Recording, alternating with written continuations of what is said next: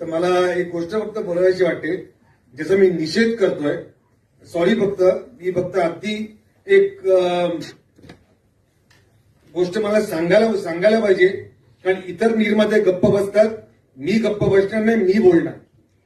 विषय असा आहे, पुन्हा एकदा 3.5-2 हा सिनेमा मी इतर 3 चित्रपटांसाठी 3 वेळेला डेट चेंज केली की नको, तो सिनेमा येतोय, त्या सिनेमाला डेट मिळू दे, त्याला थिएटर्स मिळतील, तो सिनेमा चालेल, त्याला मिळून दे 2-3 आठवडे, त्याला 4 आठवडे मिळू दे, त्याला तो चालू दे, आपण नंतर येऊ.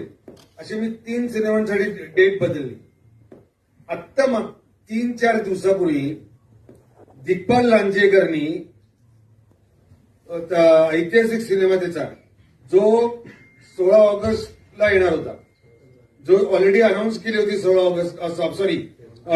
फेब्रुवारीला, म्हणजे पुढल्या महिन्यात जी फिल्म 16 फेब्रुवारीला अनाऊन्स केली होती, त्याचं पोस्टर लॉन्च झालं होतं.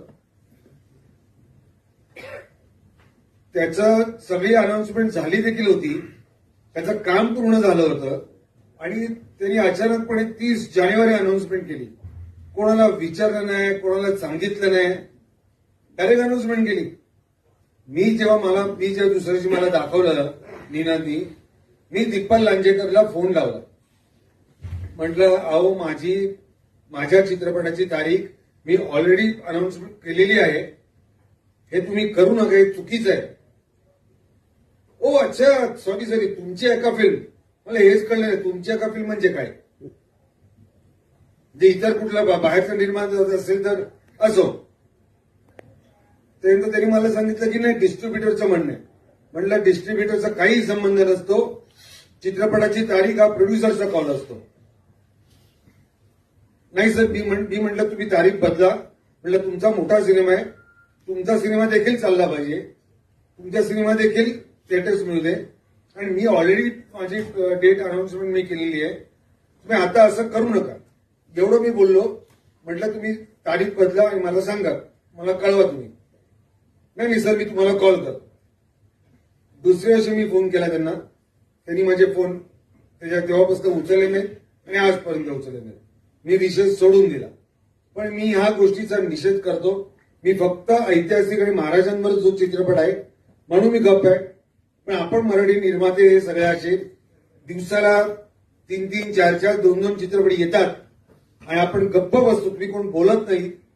म्हणून काही निर्माते खरंच शेफारलेत. काही निर्मात्यांची मस्ती उतरायला पाहिजे, त्यांना बॅन करण्याची गरज आहे.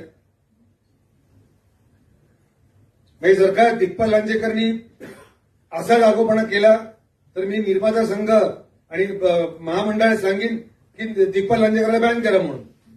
का नाही करावं? की आम्ही काय हे सगळे लोक आमच्या चित्रपटात 150-200 लोकांची मेहनत केली, ती काय मेहनत फुकट जाणार? कलाकारांनी मेहनत केली दिवस रात्र. असो, मी फक्त या गोष्टीचा निषेध करतो. त्यांना देखील थिएटर मिळू दे, आम्हाला देखील थिएटर मिळू दे.